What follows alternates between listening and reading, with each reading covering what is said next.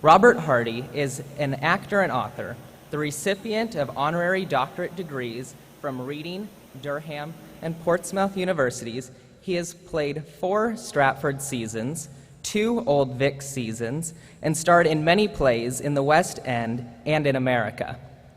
Dr. Hardy is a Commander of the Most Excellent Order of the British Empire, a Fellow of the Society of Antiquaries, Consultant and Trustee of the Mary Rose Trust, and has served several years as Trustee of the Royal Armouries of the Tower of London.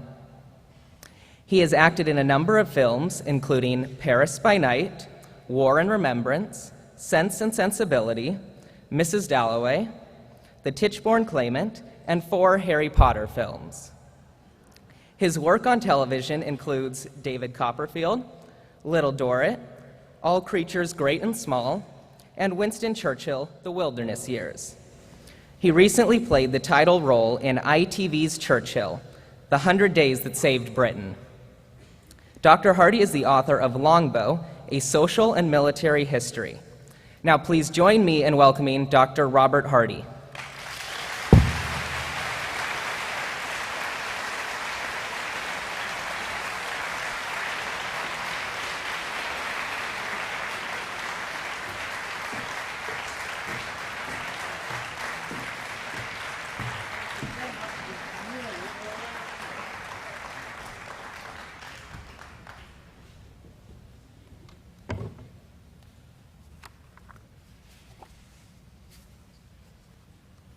Mr. President, Madam President, and all those kind people who've been generous and welcoming to a starving Britain. Really, I should spend most of my moments, which I'm now going to time with a watch large enough for me actually to be able to read. I should be spending most of my time saying thank you to all of you kind, generous, and unusual people who have welcomed me and my godson, who I should be thanking because without his help I would not have got here. But I think you probably want me to talk about other matters as well. Don't wear 2 pairs of specs at the same time. That's better. I would just like to say that I'm about a quarter of the way through your President's latest book called Churchill's Farewell. No, Churchill's Trial.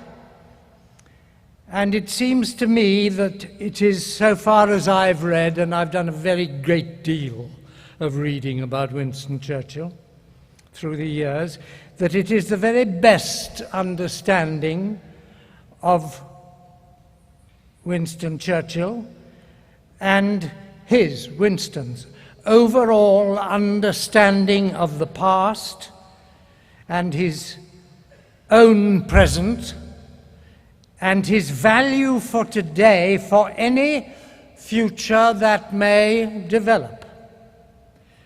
And I must also thank, because he's been my friend, and we're both highly honored by H.M. the Queen in the same measure, Richard Langworth and his wife, Barbara, because they have carried the banner from years long ago, chiefly in the marvelous magazine, The Finest Hour, which goes across the world. And he was among the very first to say what Winston left behind to the world must be preserved, examined, re-examined. All the falsity and all the rumors and the untruths that are told about him must be corrected. He has done and is doing a very great work, apart from what he's engaged in here, which I'm sure you all know about. Now, about 50 years ago, I heard on the radio a professor predicting that within 25 years from then, our two nations that both speak English would be mutually incomprehensible. Now, I think that's wrong. Although, of course, there are versions of our shared language on either side of the Atlantic which need translation, even to native inhabitants. And having spent many happy years in this mighty country of yours, I have heard and read some of the finest, purest use of our ancient language, which will hardly surprise you. There are exceptions, of course. Being myself a countryman and brought up among animals, I have often bought me a hen. And as often, that hen has pleased me. But however long and hard I have tried, I have never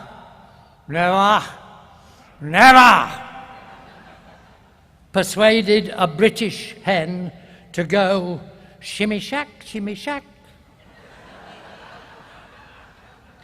Although I know that in this country of yours, that is how the hens of the US of A express themselves. For now, I just hope that my accent and usage will not prejudice you or your acceptance of the few words I have the great honor of having been invited to offer you. But first, a very, very brief, I promise you, word of autobiography, which I think might interest you. I was at Magdalen College, Oxford. We pronounce it because we're like that, Magdalen. Magdalen College, Oxford. Twice. Once was in the end of 1943 into 44, where my tutor in college was one C.S. Lewis. And my university tutor in Anglo-Saxon was another one, J.R.R. Tolkien. So I felt pretty lucky. Both were a joy indeed, but I had to leave them and report to the Royal Air Force in my country as a volunteer trainee fighter pilot. And I was sent immediately for that training to Texas. It was because all the airfields in Britain were chock-a-block, jam-packed full of American and Allied airplanes. And what a time that was for us. 30 miles east of Dallas, a little village called Terrell, loaned by your generous country to the RAF. And it was then a tiny, tiny place, friendly, welcoming, and it had rails all along both sides of the street in front of what shops there were, to which the horses of the incomers for the day would tie their mounts and then go shopping. And between Dallas and Fort Worth, I forget how many miles it was, it's quite a stretch. It was just rough, bushy countryside. Not anymore. We were spoiled, welcomed, fed sumptuously. After the privations of wartime England, we could hardly believe our luck.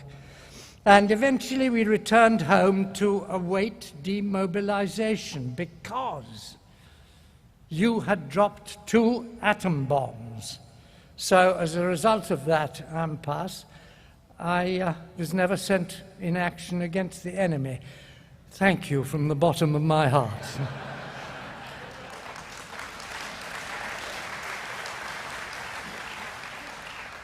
I returned instead to Oxford England, and to the delightful care of C.S. Lewis, and rather overshadowing my academic duties, to my preparation for life as an actor.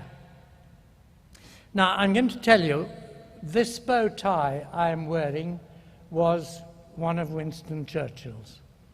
And one of the greatest moments of my life was after about a fortnight of filming at Chartwell, the Churchill country home.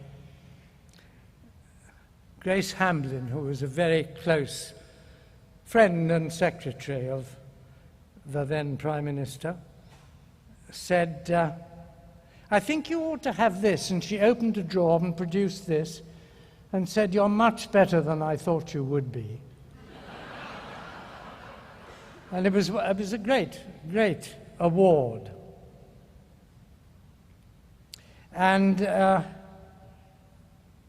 in a way, I've always regarded it as a kind of token of forgiveness for my perpetrations on the family and those others close to Sir Winston. I must talk a little about him because he was such an extraordinary man. You've heard a good deal about him this week already.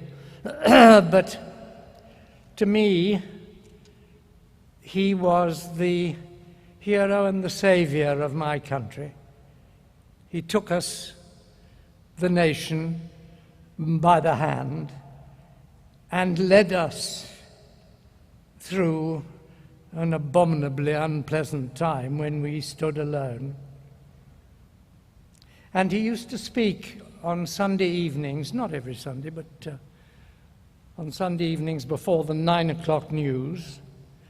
And wherever we were, most of the nation would hie to the radio. And the radio in my household used to be brought to the table, my father's household, I should say, was brought to the table, and we listened.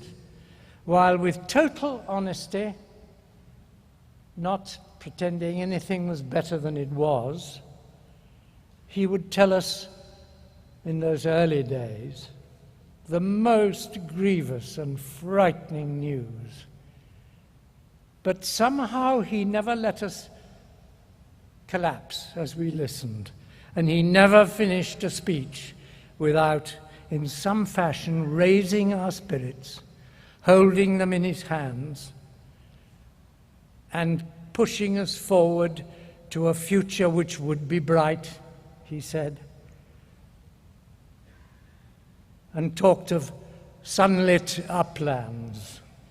And we used to see those sunlit uplands in our minds.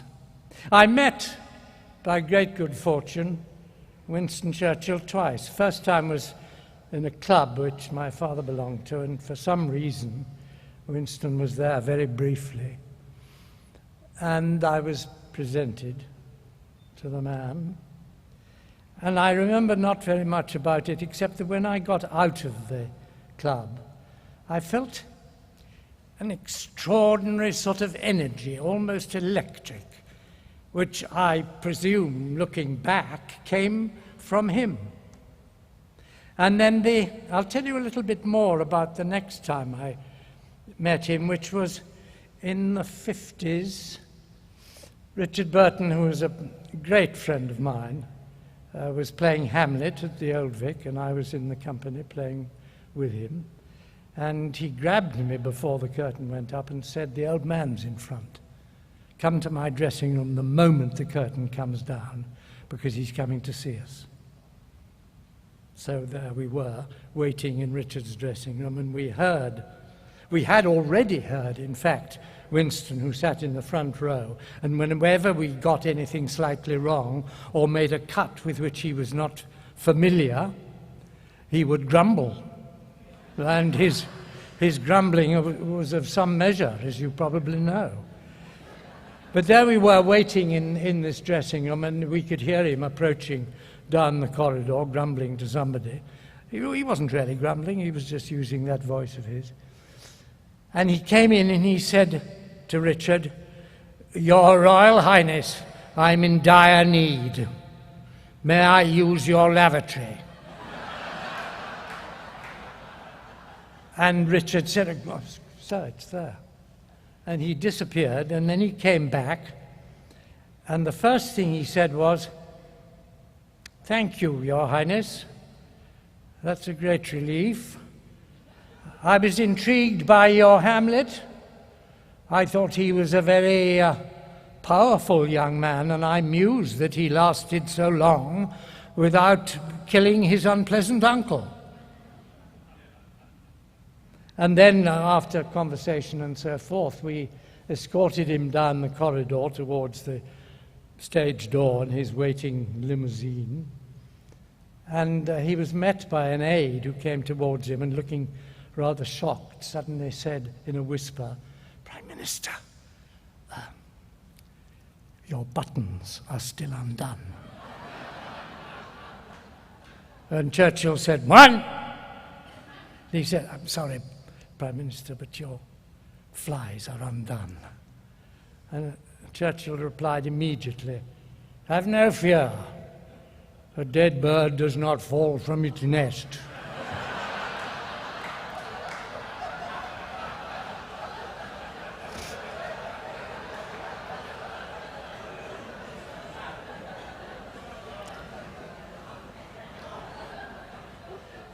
He was pretty flash with replies when necessary.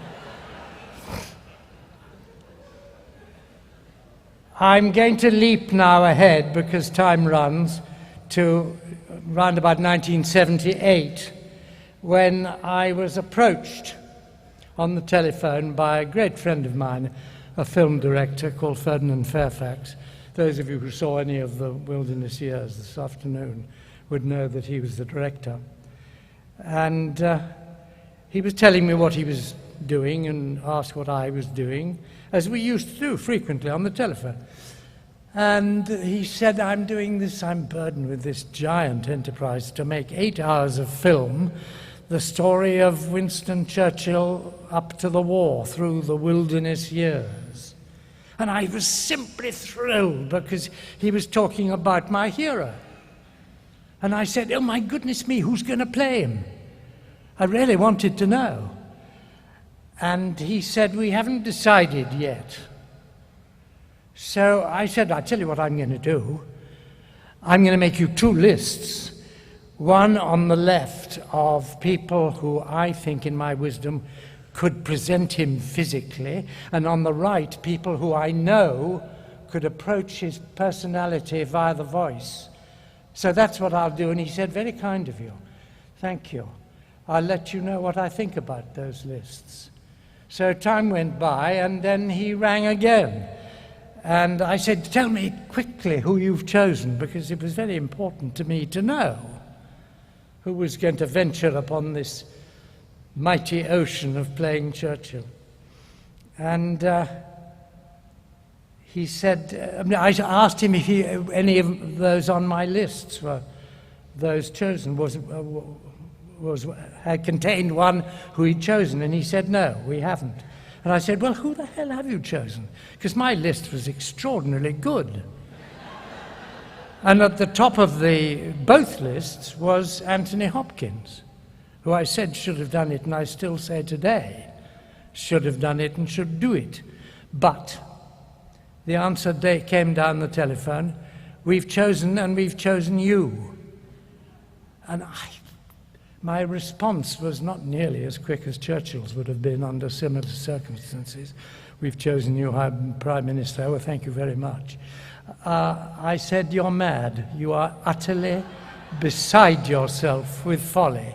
The answer to it is never, never, never.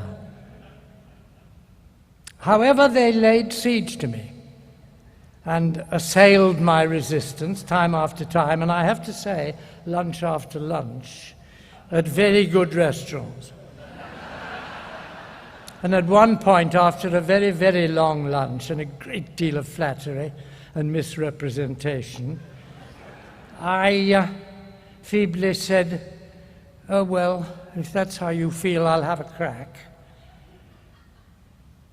And then things went on, and the first thing was to read the original script that came in.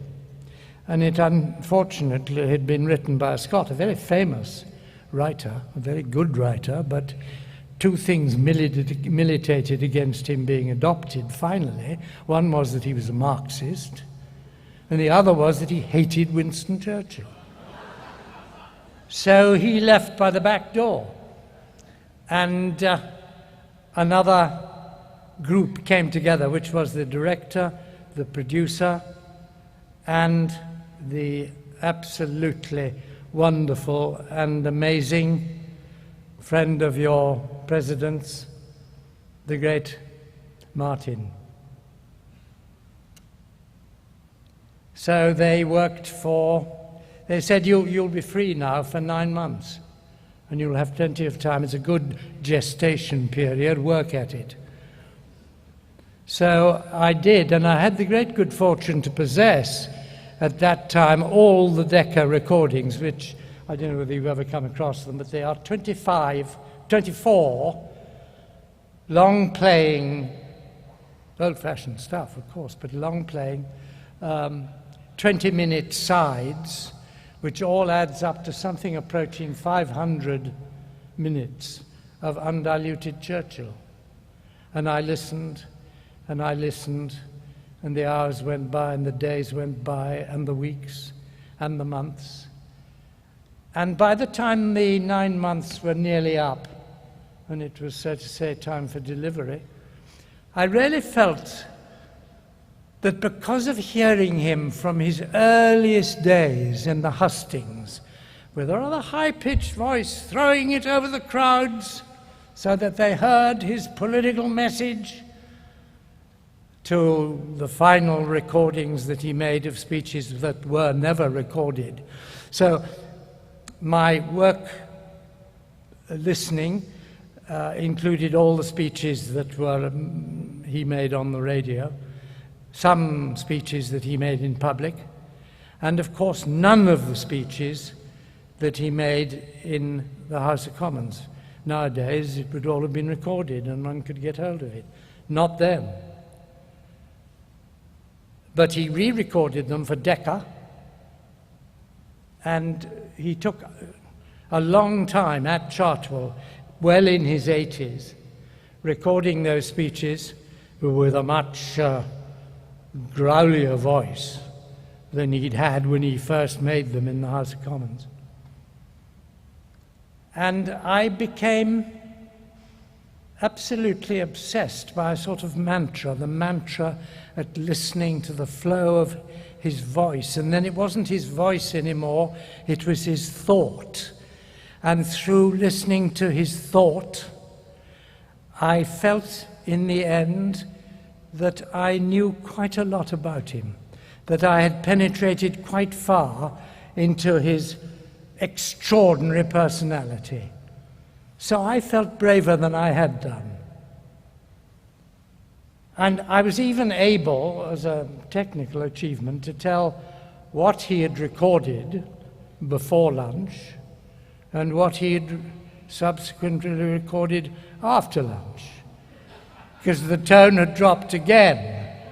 And there were the occasional, you know, of course, that he had difficulties with his voice, and at one time an advisor who his mother sent him to see if they could cure his lisp and his slight hesitation, which used to appear at times of stress, even right through his later life as Prime Minister.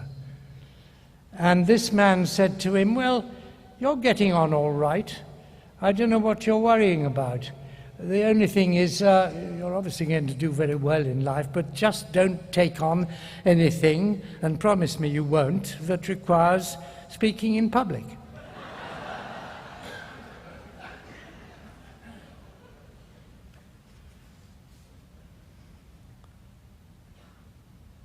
So I leap now to the first day's filming, which happened at Blenheim Palace. It was a windy day, and the very first shot, those of you who've been there know that there's a wonderful pillar with a statue of the first Duke atop this giant pillar.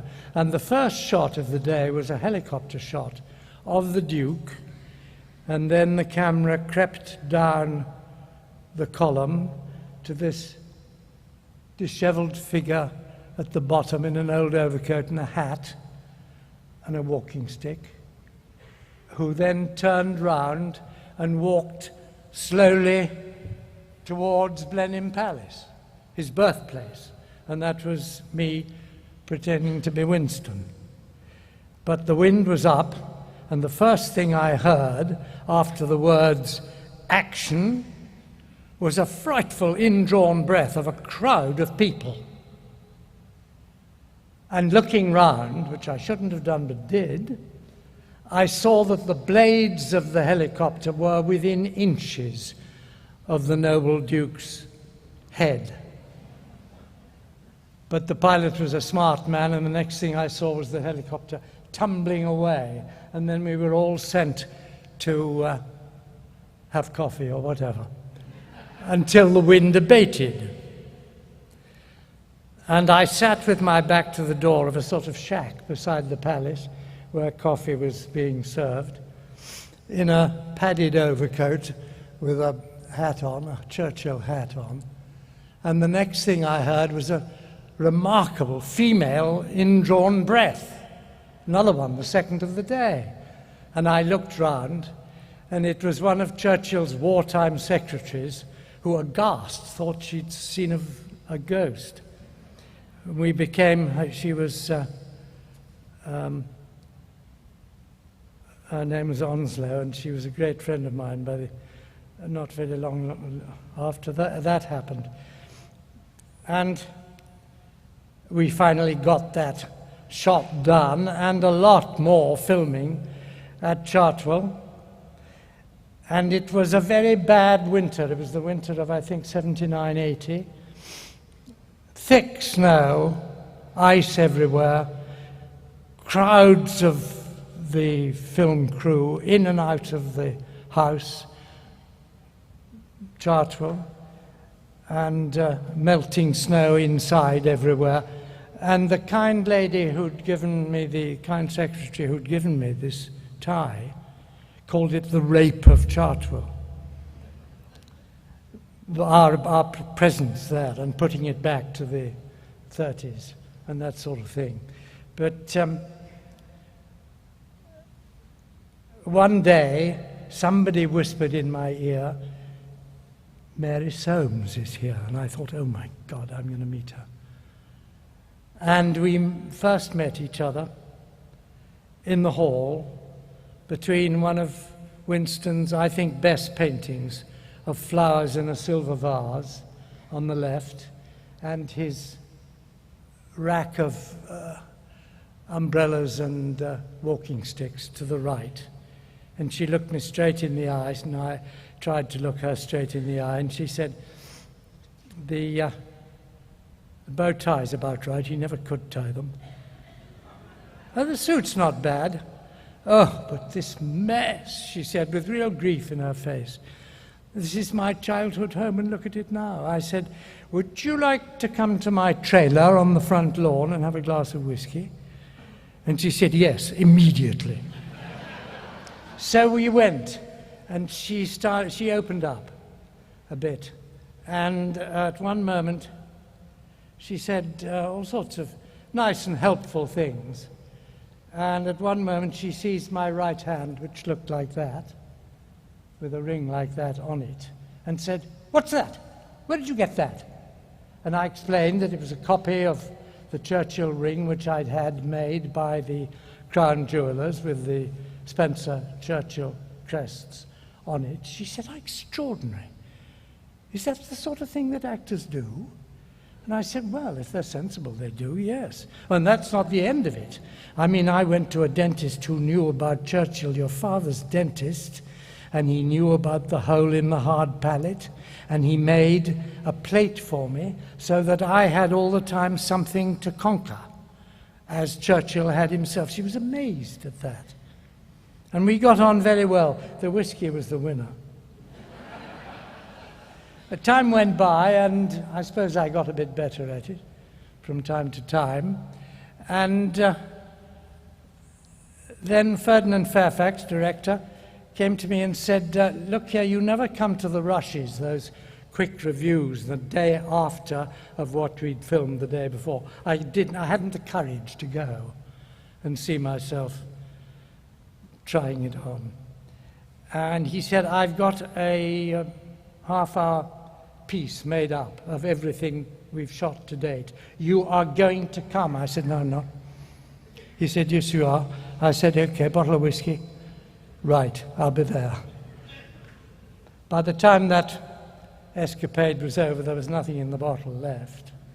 But I realized a great sadness. Physically, I thought I wasn't too bad to look at, simply. But the voice, which I was so sure I'd gleaned from those endless hours of listening, the voice wasn't there at all. It wasn't him at all. And that defeated me, and I went to bed really very unhappy. And the next day, we did the first shooting scenes of Churchill at his stand-up desk. And I was to wear his embroidered slippers, and they'd made them specially in London for me, but they'd made them totally wrong. They were like boats. They attached some elastic over the top, but I still fell out of them. And then one of the assistants at Chartwell, who looked after the place, came onto the sound stage and said, there are these. And they were inscribed, embroidered WSC. And I said, may I try them? I was allowed to, and they fitted perfectly. So that raised my spirits no end. It was a very happy day. I've made 7 or 8 attempts to become Churchill, and never, to my mind, achieved it at all. But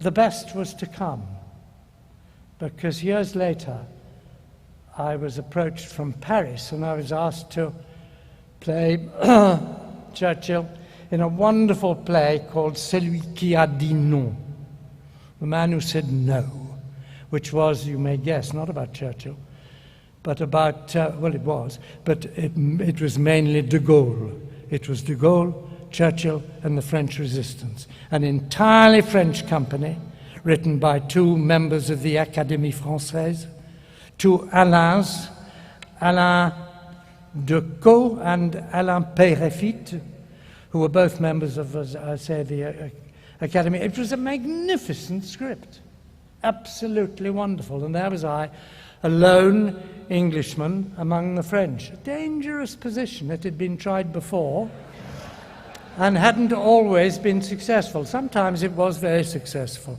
Crécy, Poitiers, Azincourt, etc. But then in the end they kicked us out, as you know. And I've always been very careful when talking to French audiences to say I may mention some unfortunate encounters of the medieval period, but I want you not to take umbrage, because after all they were only battles, and who won the war? You did.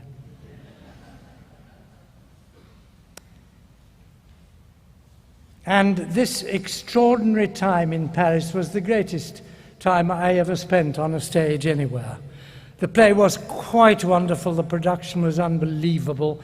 We played it in a theatre somewhat the size of this auditorium, but on a big rake. It held 3,750 people, and we wore tiny microphones on our heads, which you could hardly see unless you were in the front row. And on it went. And Mary Soames had said early on, when you're in Paris, I'm coming to see you. She came twice, in fact. She said, you must go and see the new statue of Papa. It's quite the best. It's in front of the Petit Palais, right at the foot of the Pont Alexandre. You must go and see it. So I chose a moment when I was not needed on rehearsal, jumped into a taxi, and then I went, and I could see this wonderful figure among the leaves of the trees. And as I got closer, I thought, that's funny, because the whole of the great white sock, the plinth on which this lively statue stood, which had been opened a few weeks before by our Queen and Mary Soames, was also coloured, brightly coloured, red.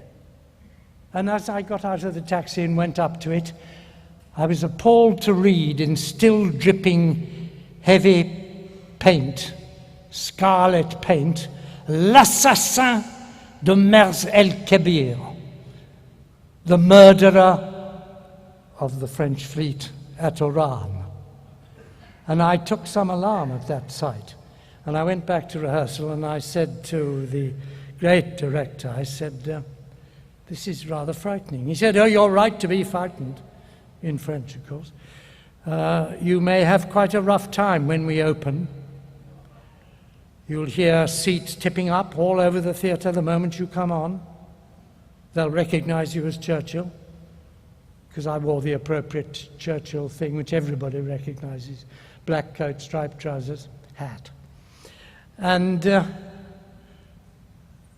he said, they may be quite rude to you. They may shout at you. They may throw things at you. Someone may shoot you.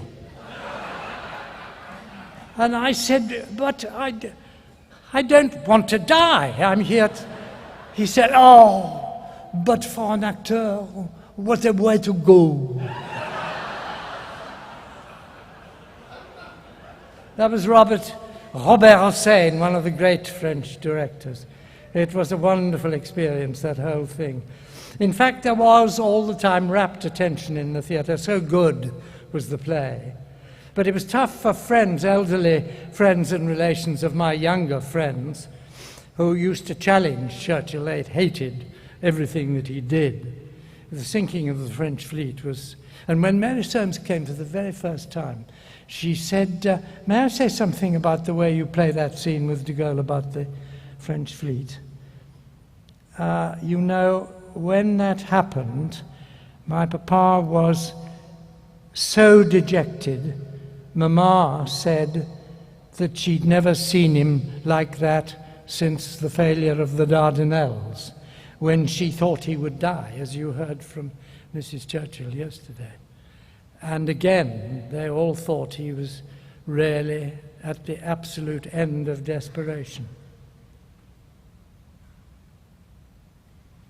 So I altered the way we played that. Somewhere there's another page. I know it. There it is. No, it isn't. I was nearly going back to the first page. That would have alarmed you somewhat.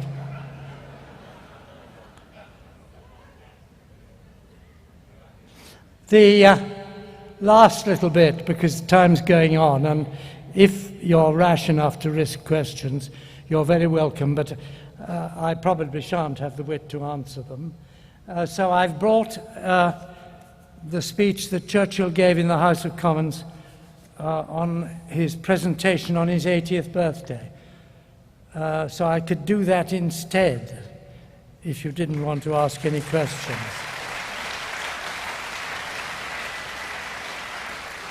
I've done it in the House of Commons myself, because I was asked to.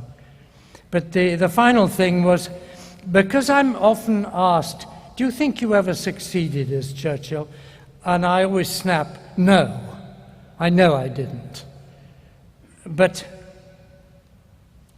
I was filming something else in this mighty state, and we were filming the meeting of Churchill and Franklin Roosevelt on a British ship, the Prince of Wales, but she'd long gone down to the bottom of the sea, sent courteously by the Japanese, if you remember.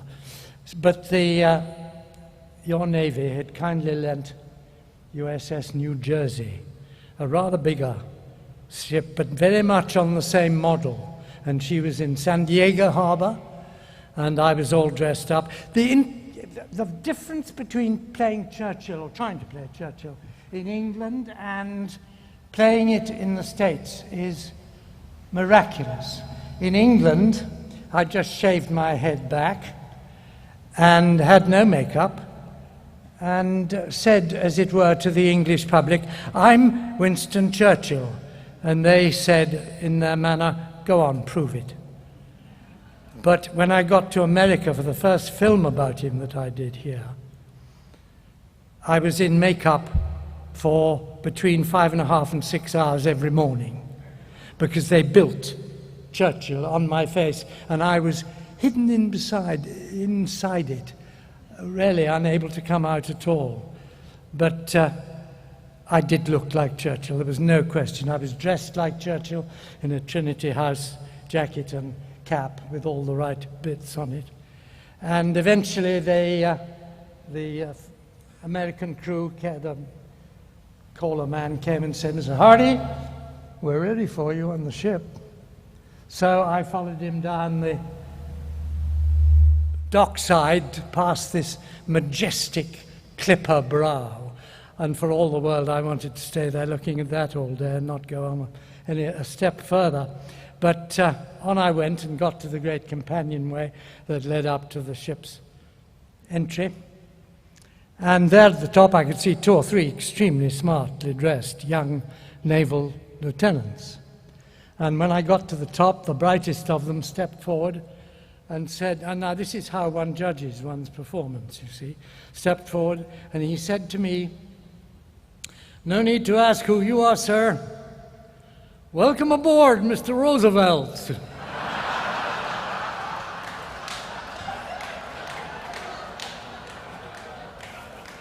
Thank you for your patience.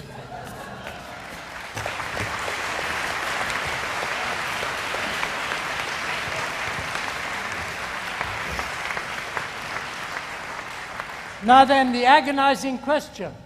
Do you want to ask questions? Speech, right. Right.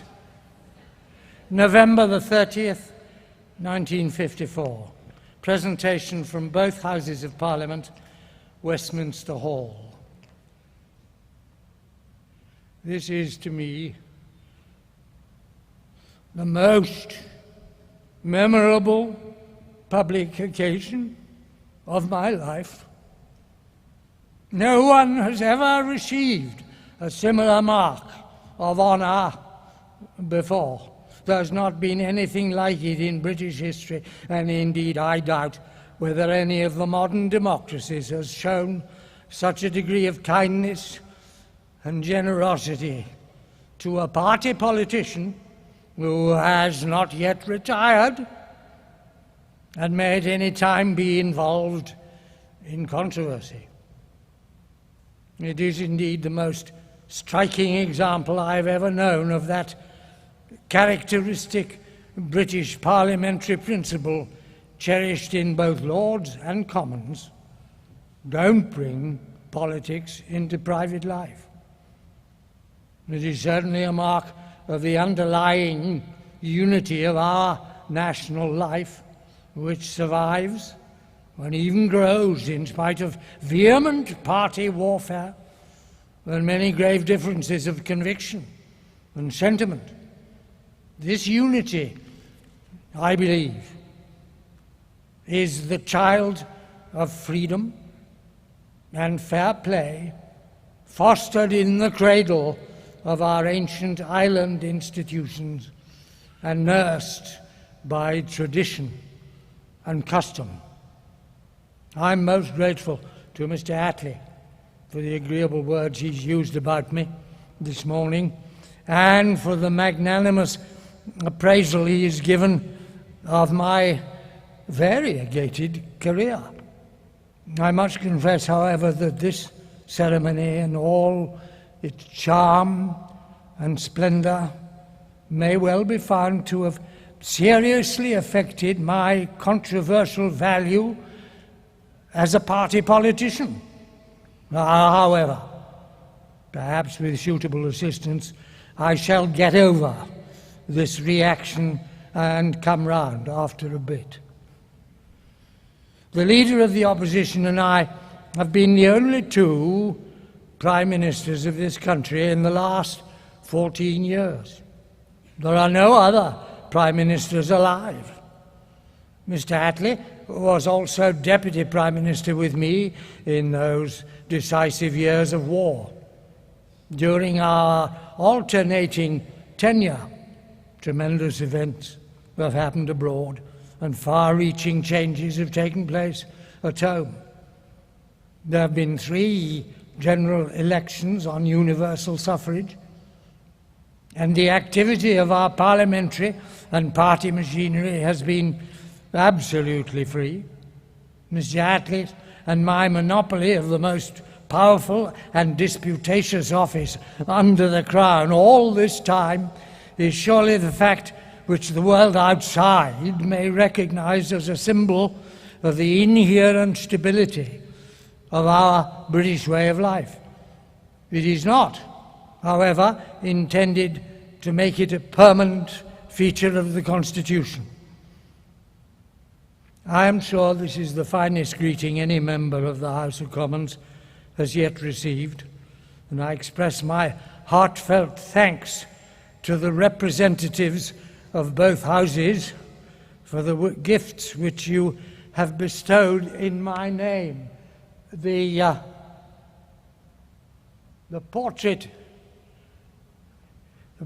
is a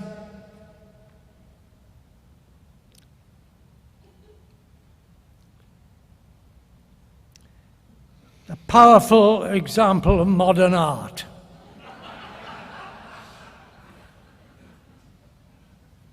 It certainly combines force and candor.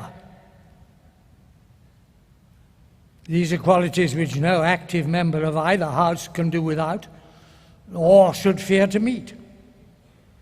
The book with which the Father of the House of Commons has presented me is a token of the goodwill and chivalrous regard of members of all parties.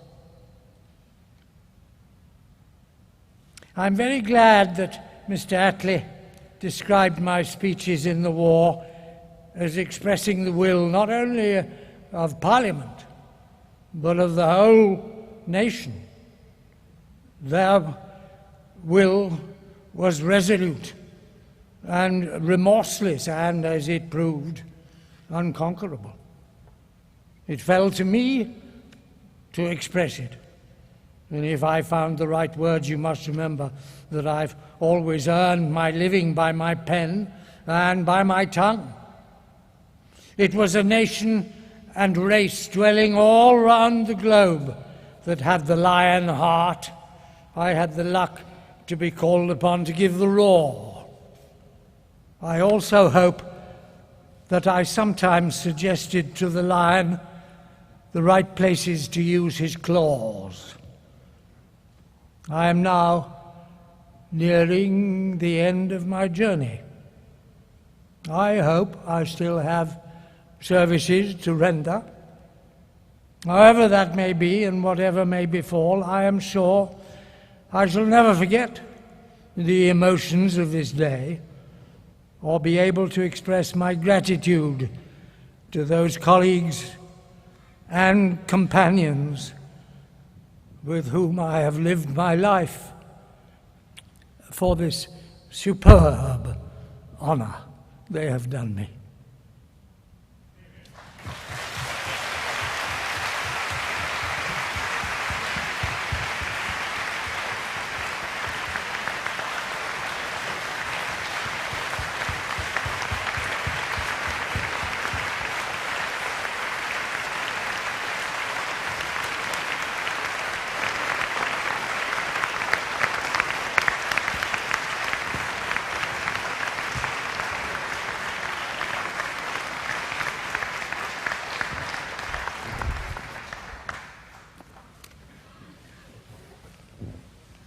We do have time for a few questions. Oh, right. Let us face the enemy.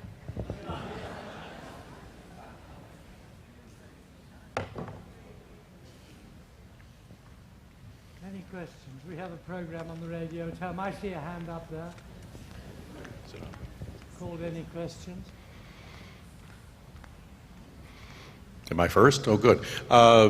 Do you have any comment on your experience or research on the individuals who played the Winston Churchill decoys during World War II?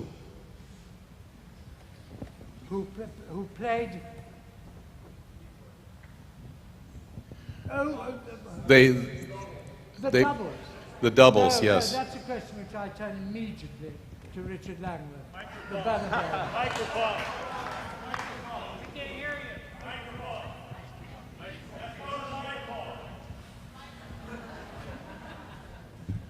I thought I could reach this auditorium. I find I can't. Yeah. Shock horror. Bring the slippers. I've no idea about how the doubles were arranged. I know they passed from time to time in front of cameras. Do you not know, Richard? No, he's not going to give anyway. I can't help you. Is it a role you're thinking of occupying in the future? We have time for one more question. Good evening, sir. Wikipedia says that you are one of the few actors who has played both Winston Churchill and Franklin Roosevelt.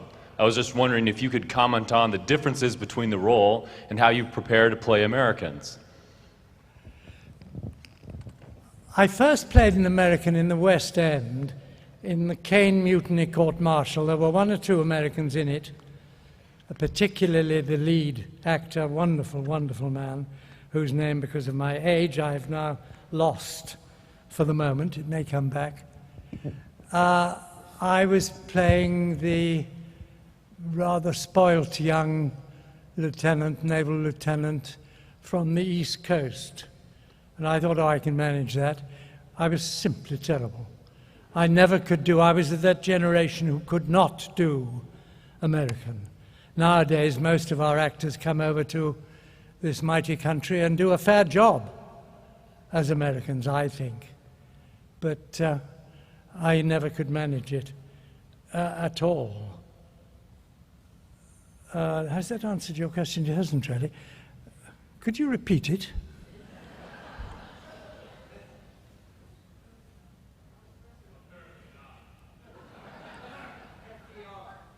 Oh, FDR, playing FDR, yes, of course. Well, a very different kettle of fish. I did try terribly hard and thought it's possible because there's a great deal of the English sound in it. And I studied Anglo-Saxons, as I told you earlier, and I could do a bit of Anglo-Saxon for you, but I don't think I'd risk Roosevelt. I did try and redid the great speech after Pearl Harbor, but not well, I'm afraid. But I loved trying to look like Roosevelt, trying to embody him a bit. And when we were filming at Chartwell, I used to take sit-down periods when I wasn't on the set in Churchill's library, where above the chimney piece was a wonderful painting by Salisbury, Frank Salisbury, of Churchill, one which he didn't really terribly like. I think he didn't like pictures of himself. And I thought, why am I trying to play this man, look like this amazing man, when here along the shelves is an Epstein bust of Roosevelt? I look much more like him, which was true in a way in those days. And so I felt when I did it in a French film, or tried it, I thought, oh, this will be all right.